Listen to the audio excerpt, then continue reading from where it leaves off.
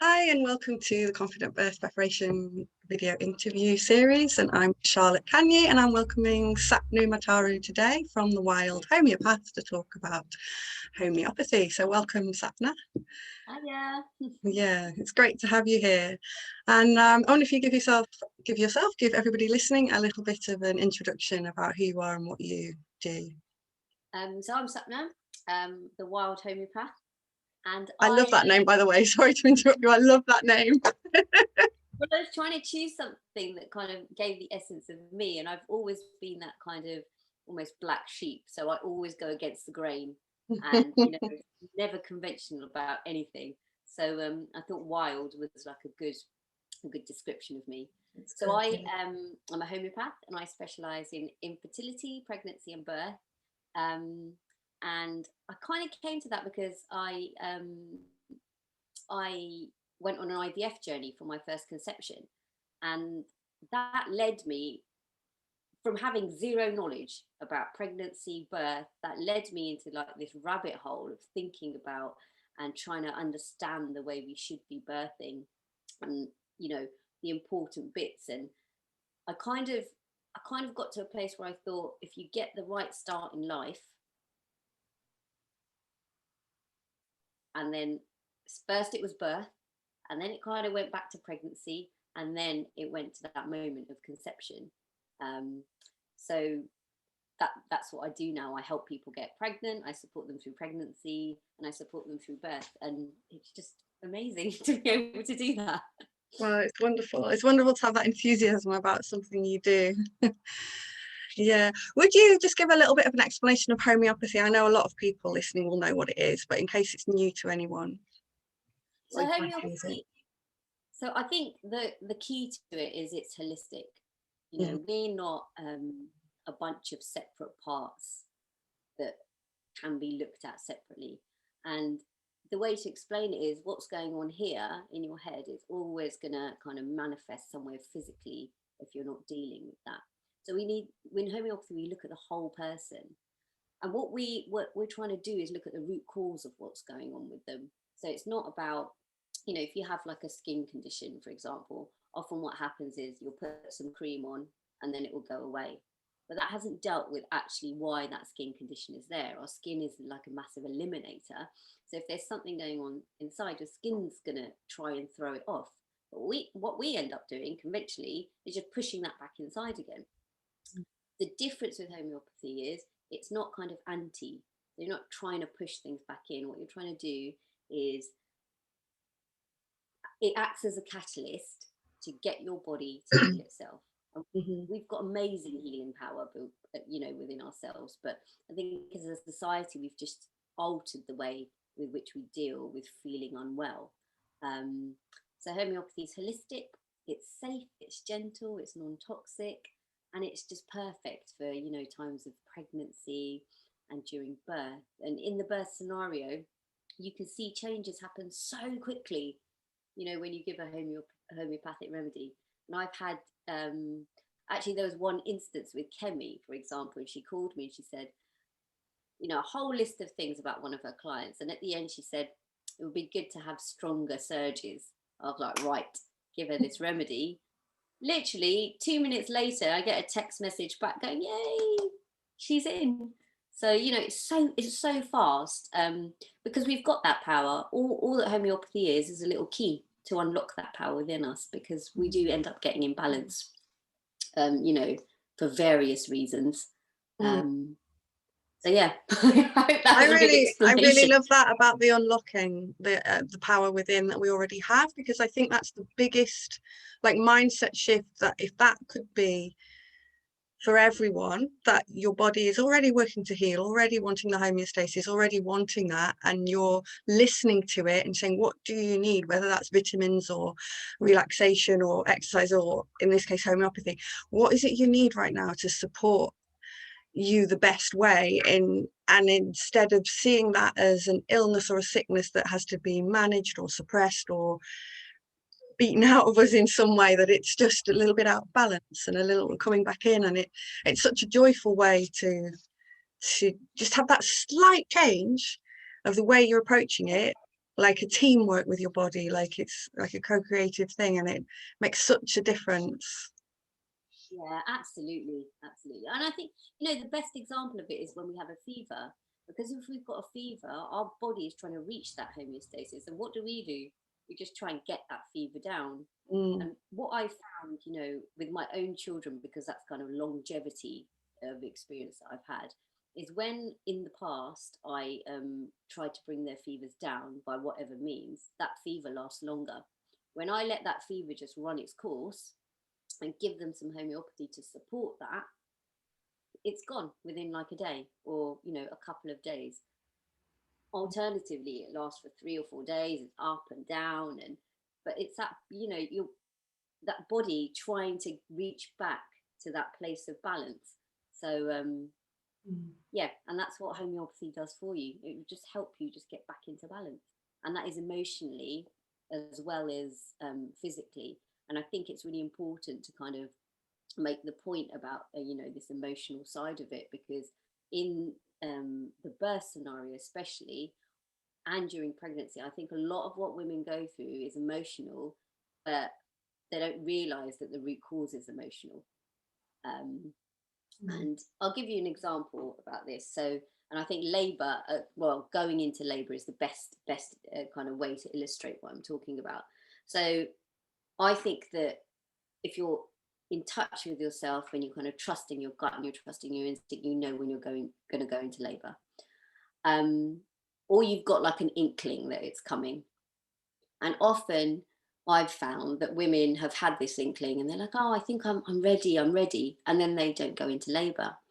And often what's happening is they've got that kind of magic 40-week, you know, deadline for when you've got to get your baby out. And that causes so much stress and anxiety. Because from the minute you become pregnant and you go kind of, you know, into the system, if you're not free birthing or having an unassisted birth, if you're in the kind of system, whichever country you're in, that becomes like a deadline for you from day one. Right, this is what week you are now, this is what week you are now. And then you kind of, you know, leading up to this 40 weeks, and it's just, you're bombarded with it constantly. And you know, they start talking about inductions if you're like a bit older, if you're over 40, like they did with me. And you know, it's so much pressure, it's so much stress and so much anxiety, even if you're really confident about birthing, even if, you know, you've had some great births and you're on baby number 2 or 3 or 4. And this is an example, I'm going to give you an example of what happened to me. So I'm a confident birther. I advocated for myself during my first birth. I had the help and support and guidance of Kemi. My second birth, she kind of just sat about and watched me birth my baby. My third birth, she came afterwards. I am 42, so I was 42 when my daughter was born 8 months ago. When I was 39 plus 2, I got a call from the consultant midwife. In my head, it was just like a little tick box. Oh, you know, she's over 40. I'm just going to just make sure she knows her options. And it wasn't that at all. It was half an hour of this woman talking to me about a dead baby. And the worst thing she said was, can you do me a favor? When you get off this call, sit down with your husband and just talk about how you'd feel if you had a stillbirth. I was just like, what? Couldn't believe it. And I thought, I'm fine. You know, I'm going to push this aside. It doesn't matter. I know how I birth. I'm confident. I'm okay. 3 days later, I was standing in the kitchen and I burst into tears because I couldn't stop thinking about like a stillbirth. And I was just angry. I was enraged. I was frustrated. I was, you know, really, really upset. And I just wasn't in my head. And I thought, right, I know, you know, I know this isn't right. There's something emotional going on. I was ready to have my baby. I was ready to birth my daughter, but this is stopping me. So I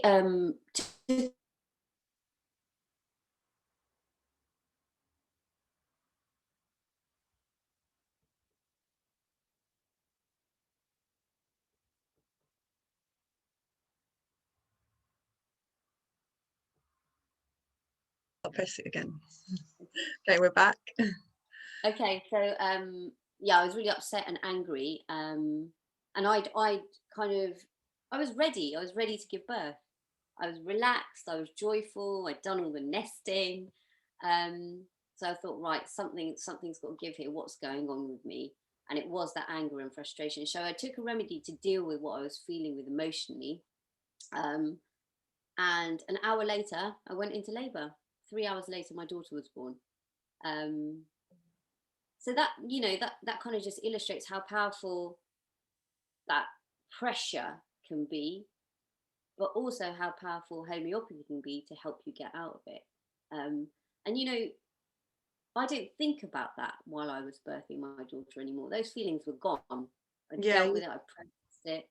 It was gone. And I had a beautiful birth. It was beautiful. My mum said to me, and for context, my mum's a nurse, so she did do a stint on maternity, and she said to me, it was the most horrific place. I hate maternity. That's what she said to me. All these screaming women, it's just horrible. It's horrible. After she was there when I birthed my daughter, and afterwards she said, I just can't believe how gentle that was. I just cannot believe that you've changed my view of birth. And that, is a win for me. Because that's so wonderful, because it's your mother as well. So she's given birth to you, and it probably wasn't as gentle as that. No. And so seeing you be able to do it more gently is going to heal back up towards her, as well as anyone she talks to. Because like you gave the example with the consultant midwife who was projecting her fears and her concerns onto you through the best of intentions, but in a completely inappropriate way that was worthy of a complaint. And but you're not in a place to want to complain when you're about to give birth. It's not the right energy for it, but it's one of those things. But that projecting of the energy on can be powerful when you can shed that. So then where you're then projecting a different energy. So when you're talking to people, like with the homeopathy, your presence, people being in your presence, they are already starting, on the way we process information subconsciously, they're already starting to get something different before you actually talk about the mindset changes that are needed for people to start to trust again their body or listen. What you said earlier, when some people get an inkling and they really know. What I find is we're so not used to knowing that we just dismiss those inklings, and then we're counting the weeks, or we've dismissed it. And especially like when you said, if you don't go into labour when you've had the inkling, it's very easy to even more dismiss it. Oh, that was just wishful thinking, when actually it was a signal that there's something to look at. So I love that approach. I'm so, like, I hate using the word passionate, but I just can't find another word to kind of, I just want to get to a place where women are trusting themselves. We need to get our power back. We need to get our power back. And I want to get to a place where they don't even need homeopathy for birth. But, I just want them to just be able to do it. And trust that, we've got this within ourselves. I was reading up about I was reading up about births and some tribal births, actually. And, it was just amazing. Women just are like, yeah, I'm going to go and have my baby now. They get a couple of things, like maybe a blanket. They go to a place that they've chosen by themselves. And then a few hours later, they just emerge again with a baby, having just done it unassisted. They don't need anyone. And, I can't remember the book it was, but it was about Amazonian tribes, and someone did a kind of observational study of the way that women birthed. And it was amazing. And they said the majority of the births were perfect. There was no issues with them. There were no kind of complications. These women just went, did their thing, came back with a baby. And I just, something about that I think is quite sad, because how have we moved away from that? And I've got a lot of respect for women, and I'm in awe of women who manage to have like a natural physiological birth, because everything in society is against them right now. But, and this might sound a bit controversial, I don't think we should be in awe of women who are doing this. That should be the standard. Yeah. So we shouldn't be like, oh, this is amazing, this is amazing.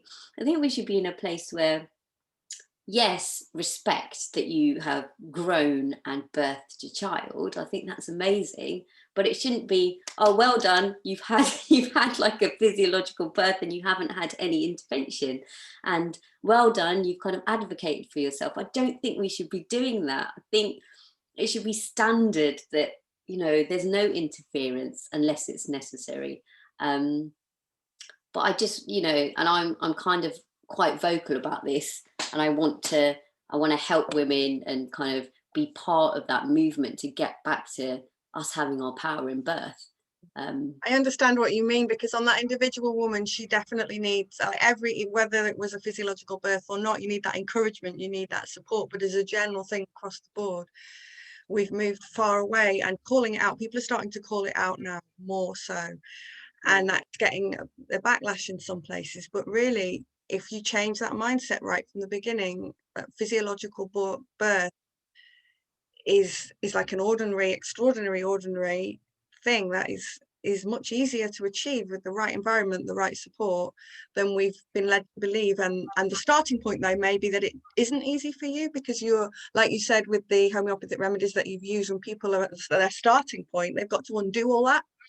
Yeah. So it's very easy for them to say, but it's not easy, because I've got this problem and that problem and these things coming up because of the starting point. Yeah. And yet what I find in my work is that it's relatively easy to undo, because it's a natural physiological function. So when you unpick the stuff, the body's just it's not getting over some big illness, it's just letting go of the, you know, which is different from recuperating from an illness where your body really might need time. Yeah. So no, definitely. I'm yeah, because the other thing I think, you know, we forget, and I think that it's changing slowly, but the minute you birth a child, no one really cares about you anymore. All the focus is on the baby.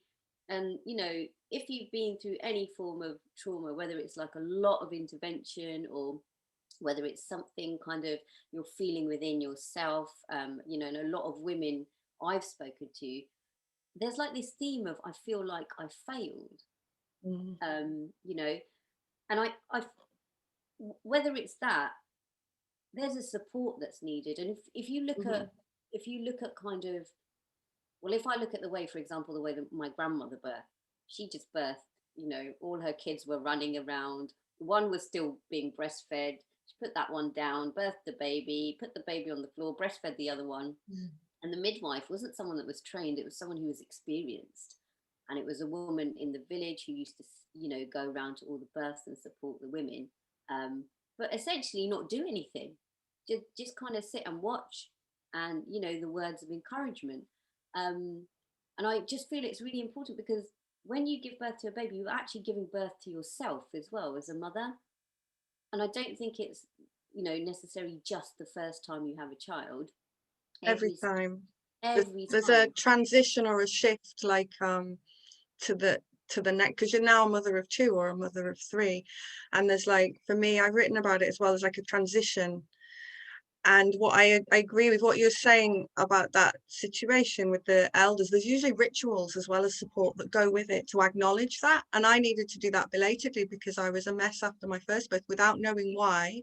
And it was because of that transition. I wasn't the young girl, I couldn't do these things anymore, and I was the mother, but it was confusing. And although with my husband's from a culture that honors women, so I've had that, I can see that all the time, the difference in support to women, the difference in how you're viewed when you're pregnant and as a mother, and the way he feels about it. It's wonderful to have that contrast.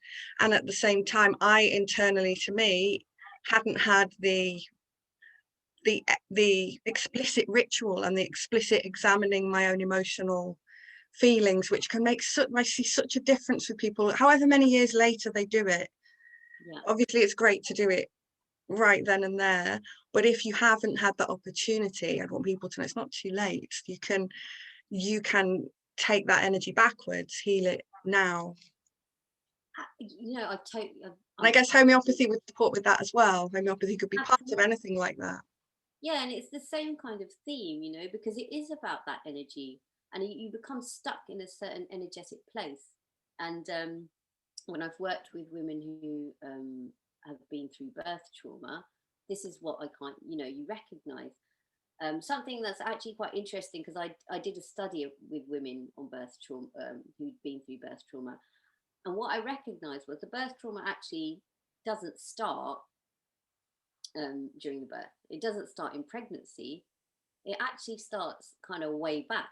Mm. And I think this is quite an important point to make about homeopathy, because a lot of people kind of ask, oh, is there a remedy for XYZ? And the answer is no. How come, me and my friend have been through the same thing, yet I'm really unwell and she's fine? And it's about susceptibility, and how susceptible we are. And so many things make that up. It's about how we were birthed, which is really important, going back to the way that we kind of are birthed, our inherited kind of Mm-hmm. baggage, our environmental influences.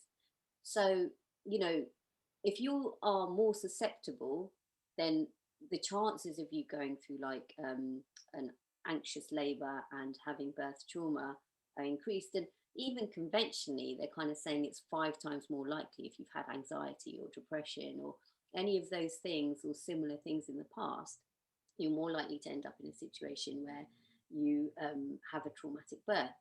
So what I kind of advocate for, as much as I possibly can, is start at the beginning with homeopathy. Deal with what's going on first before you get pregnant. And I'm very much about, especially kind of along the infertility themes, is prepare to grow a baby. Don't try and force yourself to grow a baby. Prepare your mind, prepare your body, prepare everything. That baby, when it's conceived, is going to be healthy. Yeah, there's going to be some inherited stuff, but you can work through that. If you've got that and you've gone through kind of a stage of preparing for your baby, when you're pregnant, that kind of mindset of preparation is going to kind of follow through. You're more likely to kind of educate yourself about, hold on, what are my options? Do I just need to listen to, what a medical viewpoint? What other options are there? And you get like a wider kind of view of what's going on. And then the same for when you're kind of educating yourself for birth. It's really important, because we kind of almost become unschooled in it. So we need to reschool ourselves in how to give birth. And then, it just follows through life. Then you're kind of thinking about other options for your baby. You're not just, doing what you're told, and by no means am I sitting here and trying to break apart the medical model. It's a lifesaver in loads of instances. But I think the problem is there seems to be a delegation. We delegate our health, we delegate our education, and bit by bit we kind of remove that responsibility from ourselves. Yeah. And then, as we're letting go of responsibility, we're letting go of power. Mm-hmm. And if we get that back, Yeah. then amazing things can happen. I've seen it happen.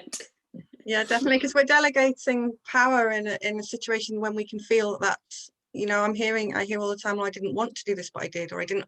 So it's not like, oh, in this situation, it's absolutely the right thing. It's oh, it's all icky like that, I feel.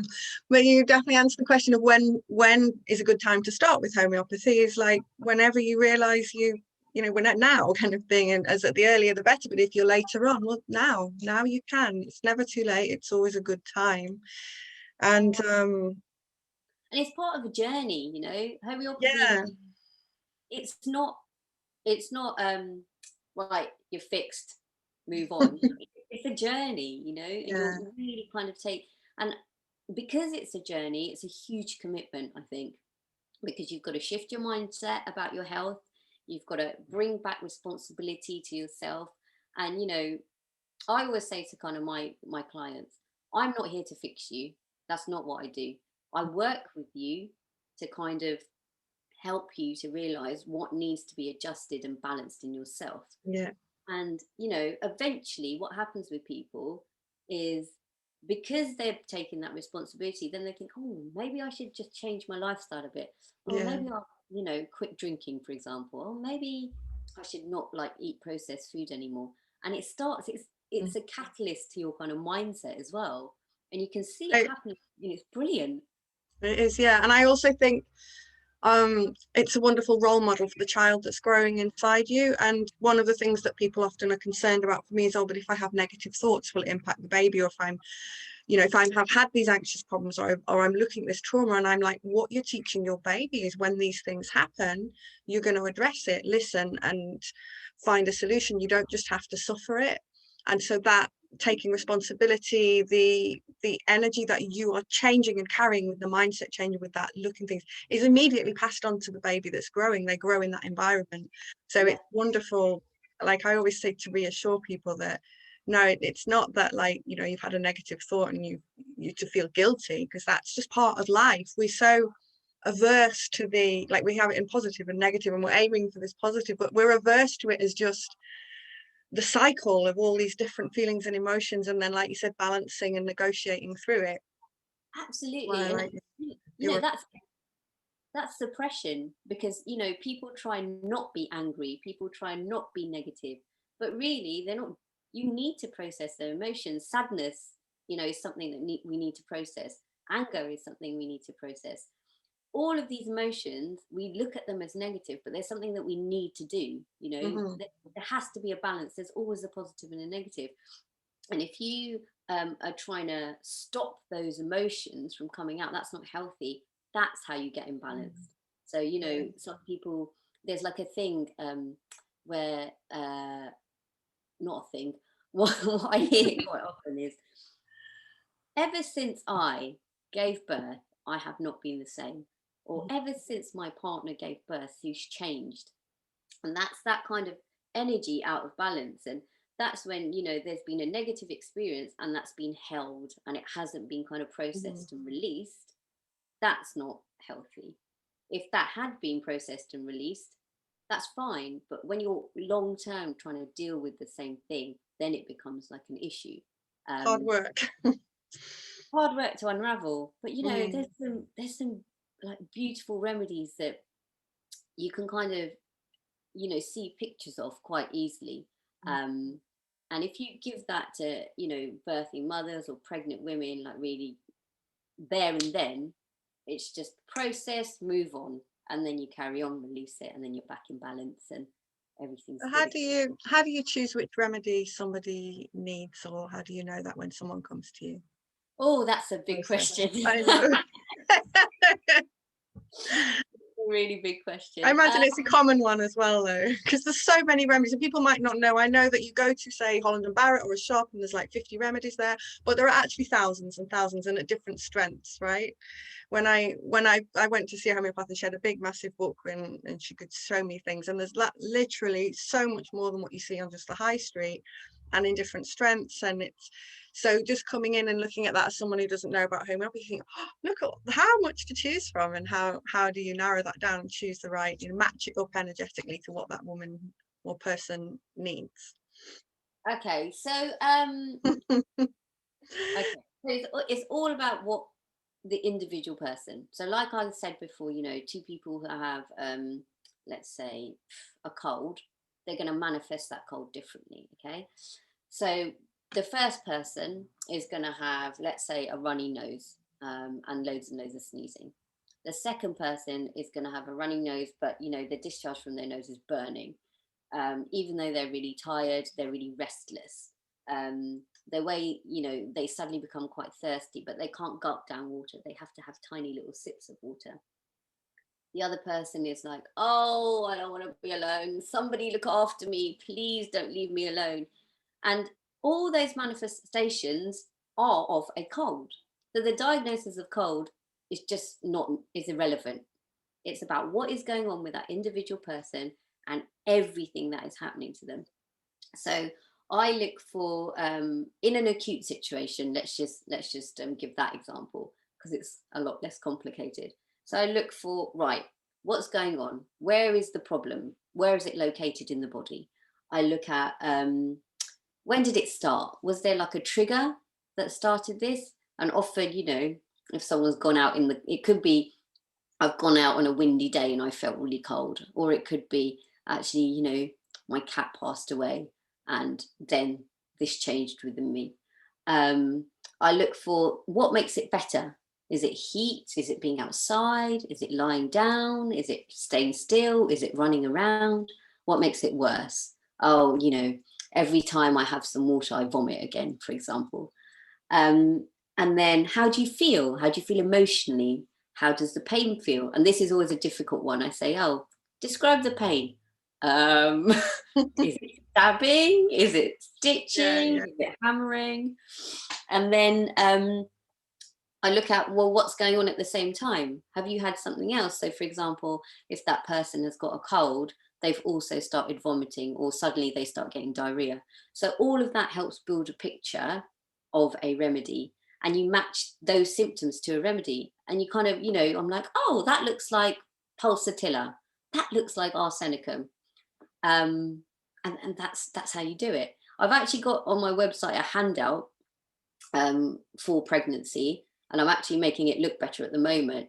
But I've developed this chart, and it's like, I don't know what they're called. When you have a question and then you've got two options, Like a flow chart. Flow chart, that's it. Couldn't get that in my head. So I've developed this flow chart to help people do this for themselves, because I think if part of what I do is about education. It's not, I don't want people to be reliant on me. I want people to be able to do this themselves, and homeopathy is really accessible, because once you get into the swing of it, you're like, oh, I recognize this now. I can just, give myself something rather than ringing someone up to help me. And for short-term conditions like coughs and colds and fevers and burns, it's absolutely possible for people to look after themselves and their family. There's not going to be any harm done if you get the wrong remedy. If you get the right one, you'll see a change and you can just get on with your life.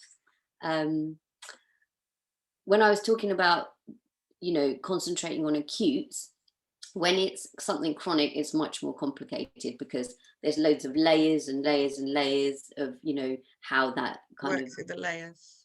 yeah, how that disease has progressed. And you need to kind of, you need so much more of a wider picture. It's not as easy as saying, oh, just take this remedy, or talking to someone for 20 minutes. You need to get the essence of what's going on with them.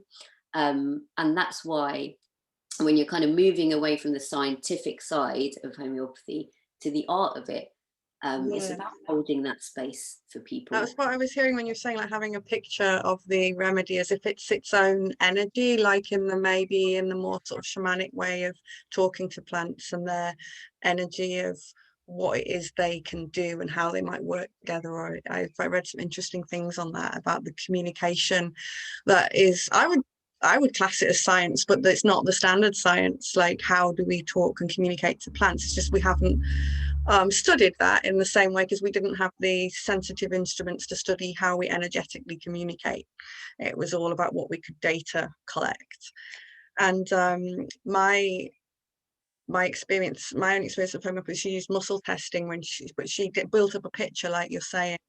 I do have a story there that's really interesting, because one of my questions there was about skeptics. A lot of people can be skeptical about homeopathy and say, but it's too weak, or it's too natural, and I wasn't skeptical personally, but I went to a homeopath, and I'd not been to one before. I think I might have taken a remedy or something occasionally to try it, but it wasn't like a real pull at the time. And then this time I'd had a miscarriage, and it was where the baby stays inside, a silent miscarriage. So I was looking at ways to encourage my body to release the baby, and that, like we said before about, I think we said it on the interview about not forcing, it might have been prior things, but not forcing your body to do things, but it was addressing the emotionals of any grief and addressing all the different aspects and seeing why was my body holding this baby that was now dead inside, because it was the right time to release it. That was a very long process where I did lots of different tools, and it was a real process of understanding myself, and lots of layers as well, even though it was a very, like you said, an acute situation. And so I went to see a homeopath, and she did the full consultation. I said the full picture, even though it was a very specific situation of what I wanted. And so she'd asked me what childhood vaccinations and what vaccinations I had. So I had the childhood ones. I couldn't tell you, but it'd be the obvious ones. And she went, okay. And then as we're going through, she does this muscle testing, and she's asking internally these questions about different things about me. And she'd asked a big picture verbally. And she just went, you had yellow fever. And I went, oh, yeah, sorry, I completely, utterly forgot to tell you that. And she went, all right, there's a block in your body. And I couldn't find it at first because I hadn't told her that I'd taken that. So she'd gone through every single back, because she'd gone through and kind of tested and said, is it in this area? Is it in that area? And oh, it's back saying, well, she had to go through it. And she knew, I hadn't told her this. She didn't know my background. She would have had no idea, because it's not a very common one to take necessarily. Yeah. And I was like, wow, she found that out. And so she gave me a remedy specifically for that block, as well as remedies that work together. So I found that so fascinating. And so when people are skeptical that there is like, that's kind of as well as the results. I mean, the results speak for themselves, I think. If you're drawn to something, because not for everybody, maybe, if you're drawn to something, your body's telling you this is something that can help. And so you've got nothing to lose trying it, like you said, where it's everything to gain and nothing to lose with something that's gentle like this. Yeah. And I think it's thought where you're having another treatment maybe that's quite invasive on your body for whatever the choices are. Like in that case, I'd had something, but I didn't know there was a block in my body, but she could tell me that it wasn't healed yet, it wasn't resolved, and then it was. So before it became a problem, or maybe it was impacting me in ways I couldn't see yet. But you just never know. And it's fascinating what you find about people, you know, because we hold that space for people. And so many times I've heard, I've never told this to anyone before, and you know, it's like, it's an honor that people kind of feel that they can speak to you about things that are so deep seated inside them. It's amazing. And also it's kind of amazing what causes blockages in people. You know, sometimes you find stuff and you're like, oh, you get that. It doesn't have to be the biggest thing, does it? Like you've just said there, if you haven't spoken of it and there was a desire to speak that you suppressed, it might be the small, relatively small thing, but it's blocking. If it's the cells, if it's being stored in the cells in your uterus and they need to move and you're holding something back, that's going to impact on maybe just on the ease of how you give birth, for example. And you just don't know the level. It sounds like coming to somebody like you, homeopathy, it's the consultation as well, that listening to somebody, building the picture before you even get to the remedy. It's all part of the healing. Well, I had someone actually on Sunday who said to me, oh, this is like, you know, a real therapy session, isn't it? And it's interesting because this particular person is a dentist, and she'd studied with the faculty of homeopathy. So, you know, if you're medically trained, the faculty are medically trained homeopaths, so they've done medical degrees as well as homeopathy. And I don't know what sort of training she'd had. I imagine it wasn't as in depth as the 4 years that I trained, but she was surprised about the therapy aspect of it. So it's quite interesting that you know, it's more than one level. And if we're talking about energy, that's an exchange of energy when you're kind of communicating with people, and you can release a lot of stuff. That's why, you know, counseling and other modalities are so helpful for people. So yeah, there's that aspect of the healing as well. I find that one of the things about the Western model is everything's compartmentalized. So like you're saying, like in your consultation, and she was surprised about that element because it wasn't compartmentalized into, we're just doing you can't do that. I don't think it's not the most effective way. Even if you've broken a leg or done something obviously physical, because there's going to be an emotional impact to that, or what were you doing when you did it, or you know, there's a whole holistic thing. Obviously there's a practical element for setting the leg or so on. But so are there any particular conditions in pregnancy that I know that like often people are kind of suffer a lot and they are told there's not a lot we can do, like PGP, for example, when actually there might be more options than they realize, you know, like. This might sound really silly, but that's my favorite one. Oh, really? Wonderful, because it's a really suffering one for people. It's so easy to fix. It's so easy to fix. And you know, I'd never had it, but in my my recent pregnancy with my daughter, I had it, and I was like, what is this? What is this horrible pain that I'm experiencing? And then I realized, oh, it's pelvic girdle pain.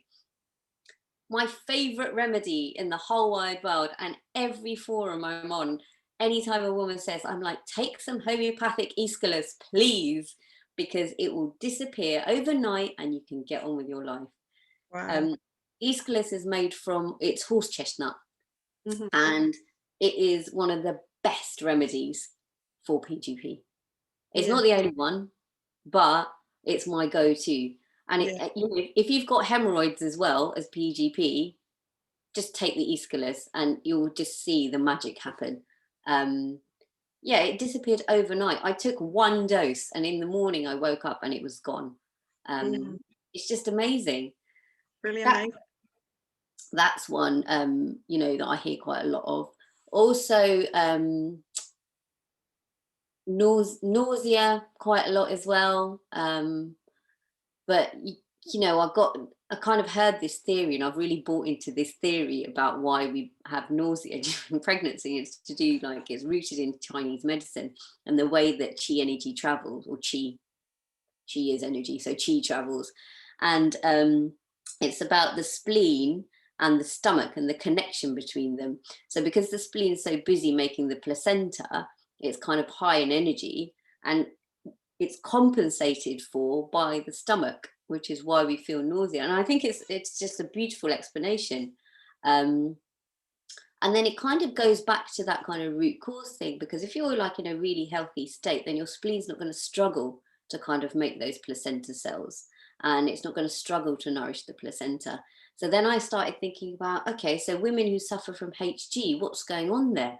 Should we be giving them something to support their spleens, in order to kind of deal with that root cause? Because maybe it's congested, maybe there's not, there's kind of some imbalance in the energy there, as well as treating the actual constant vomiting and dehydration. So, there's a remedy called China, which is brilliant for kind of rehydrating. So many remedies for nausea, but also, interestingly enough, sometimes nausea, and if you're in a kind of, if you end up with HG, is also emotional, is what I've kind of found. There's, trying to think of an example. So there's an example of a client who had really severe nausea. She had one child already, and it was stopping her from caring for her child. And she said to me, I'm thinking about an abortion. So there was like a real kind of, I want this baby, but I can't really nurture my child because, I'm so sick. And that was like a real emotional thing. And there was an aspect to that. And, there's a remedy called anacardium, which is made from, it's a nut. And there's that kind of being in two minds. And, it's almost as if, and I'm sure we've all been here, you've got an angel on one shoulder and a devil on one shoulder. One's telling you this and one's telling you that, and you don't know which way to go. So that remedy kind of fitted that really perfectly, and then that helped to kind of then go on and resolve everything, because there was the emotional state that was going on, there's nausea. So that's like a big one. What else do women suffer from? Oh, the itching. There's itching because our livers have got like a massive load on them as well. And I find that I do quite a lot to support the liver. I'm trying to think what else. There's so many. I've written a whole guide. I can't remember anything that's in the guide. Incontinence is a big one as well. But one of my kind of top tips for women during pregnancy is tissue salts.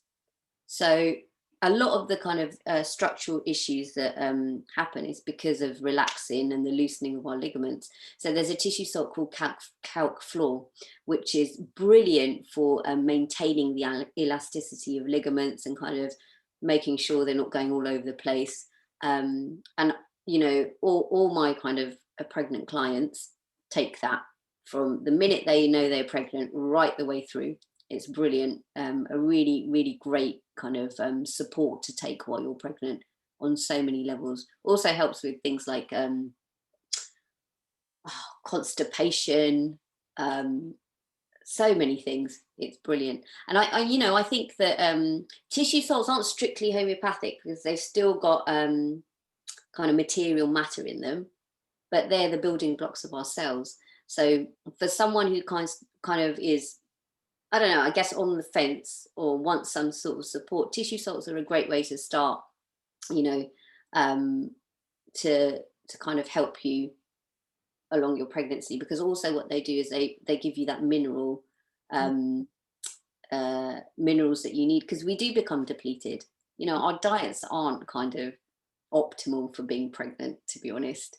So we are depleted in minerals, and tissue salts are a great way to kind of get those minerals back into yourself without upsetting the balance, that sometimes supplements can do. Because what we forget about supplementation is that vitamins and minerals work in pairs in our bodies, but we're just taking singular ones sometimes. So that can kind of be quite disruptive. But with tissue salts, that's not going to happen. So it's a great alternative. And if you're, dipping your toe into homeopathy, it's almost like a little stepping stone. Yeah, I like that. It's nice to have stepping stones sometimes for people that need that, but especially if it's useful. I found the after pains is sort of was very strong for my second, and I took arnica with my third, and it really made a big difference for me. And that was just over the counter. That wasn't I hadn't gone to see anyone to see if there was a specific remedy, because I know there are many remedies, but that's like a common one that works for a lot of people, and it did work for me. And I think, again, my instinct was that'll work. I just need that. Whereas if I'd gone, oh, I know everyone's saying that's great, but I'm not sure, then I probably would have gone to see somebody and brought that to them to see if it was because I needed a different remedy. But for me, what was available, when I say over the counter, I mean, I could just you can walk into anywhere and buy arnica on homeopathy. It's very common. It's sold everywhere because it's so useful, I guess. And I had that, and it really made a big difference to the after pains. I didn't have them in the same way that I did with the second, where it was excruciating. And nobody tells you about took me by surprise. It took me by surprise. The birth itself wasn't anywhere near as hard as the 5 days of after pains. It was a lot quicker as well. Yeah. No, I wasn't expecting it. I wasn't prepared. So again, that preparation, once I knew. Yeah. And then then you can kind of, get armed with like remedies or in advance. Be ready. Whatever you need to be able to kind of get over them. Yeah. There's so many remedies for after pains. It's really kind of like difficult to pinpoint. Arnica's a really good one. Arnica's what I think all pregnant women should prepare for birth with is arnica and rescue remedy. You put one in a bottle of water, you put some drops of rescue remedy in that bottle of water, you shake it all up and you just sip it, as you're in labor. And that really helps with pain management. I didn't have that for my first child because I didn't know anything about homeopathy. But for my second and my third, definitely noticed the difference in terms of, the pain management and being able to kind of just breathe through it. And it was great. And I think that's my top tip for all birthing mothers. Just get some arnica, get some rescue remedy. They're quite well known. Plop them in a bottle, sip it. And you'll notice the difference. You definitely will. It makes everything much more manageable. Arnica's just beautiful remedy. Yeah, right. I was glad I discovered it. And is there we're kind of coming to time, is there any kind of things that you haven't said that you'd love to say, either about how amazing the birth is or anything you'd like to see change, anything at all that you'd like to add? Oh, so many things I'd like to see. I know. I've gone to see time. It's a whole nother discussion.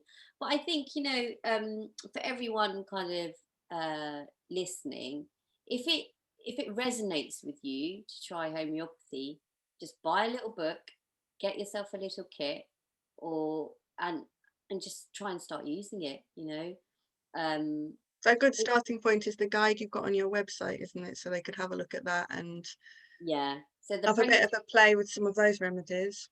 Absolutely. And it kind of gets you into the mindset of kind of knowing what's going on with you and taking account of what's going on with you, and learning to listen to all the symptoms and saying, oh, I feel a bit different. Oh, this is a bit different.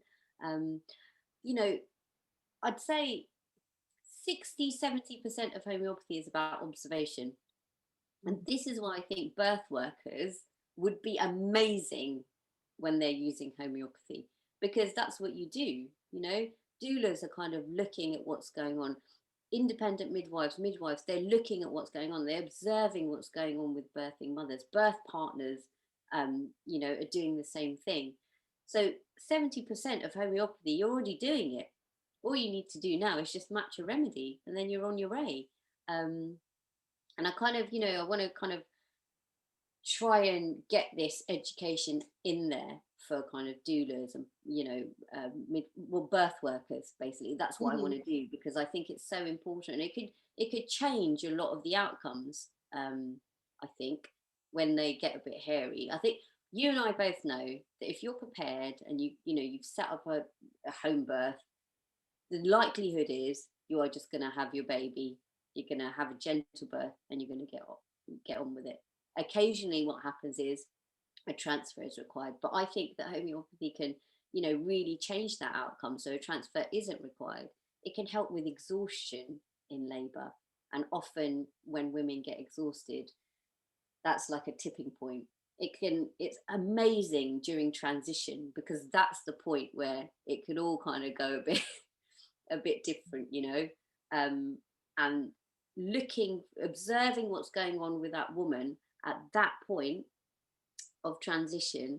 And if you know have if you resonate with a remedy and you give them that remedy, that can make a world of difference to that point. And then, you know, when the baby's actually born, it's just amazing. So I just think everyone just try it. It's not going to do any harm. That's what's so wonderful, because it's having a toolkit. So the work I do slightly different, but it's very easy to put in at any point. There's some of the tools that I use are very easy to use at any point, and very quick and simple, and they're not going to do any harm. So it like come up with, they're very different, and they may be different nuances of hat wear and what's necessary, but those characteristics of not doing any harm and being easy and simple just to put in, that makes them so accessible to everybody as well, and the benefits that you can then get from that. And again, it's like just having that knowledge that that's availability is there, so you can prepare and have a toolkit, and you can depending on your situation have somebody trained, or you can have like be practiced with like the guide, and you can have a few remedies, and you can that learning to trust what you're drawn to, because you will then have chosen the remedies you're going to need, because your body will be telling you already. And we're so not used to that, because it sounds like kind of fanciful, or it sounds like magical, or but it's just that tuning in, that communication on a different level than we're used to. Yeah, so I do love that. Yeah, and you know, a lot of people, what they find is that so sometimes with children, they'll pick their own remedies. And children are a lot more open than we are. By the time we get to adults, we've shut ourselves down. They've not been told it's impossible, so they just do it. Children are like, and they're not worried about getting things wrong either. Yeah, exactly. So they'll pick a remedy, and often that's the right remedy and the right energy for them. So, you know, I think that's a real good kind of demonstration of the fact that if we tune into it, we're gonna find something that's right for us as an individual. Wonderful, excellent. So we really run out of time. And there's so many things we could say. Is there any last final sentence or anything you'd like to leave women with, to just, as you know, like a last thing as you for them to leave and reflect on? Just trust your instincts, you know, homeopathy aside, trust yourselves, and kind of just have some space to trust in yourself. I'm a woman who had zero birth education. I knew nothing. I was just going to go and get a cesarean, and I managed to have 3 natural births, 2 which were at home, just because I started to trust my instinct. And I do that on every level of my life now, with the homeopathy, with myself, with my clients. I do that, you know, everyday basis. If something doesn't feel right or something does feel right, that's going to be the basis of my decision making. And it just works so well. It just works. We're just powerful people, and that's just not women. We are powerful. Men are powerful as well, but we need to trust in ourselves, and we need to take that responsibility for ourselves, and life will flow just so much better. So thank you, Sapna, that's wonderful. The trusting. Thanks for having me. Yeah, I really enjoyed the conversation, so thank you. I hope it will be really useful for people to listen to. The women and birthing people out there will get lots of support from that, so thank you so much, and I'm sure I'll speak to you again. So have a great day.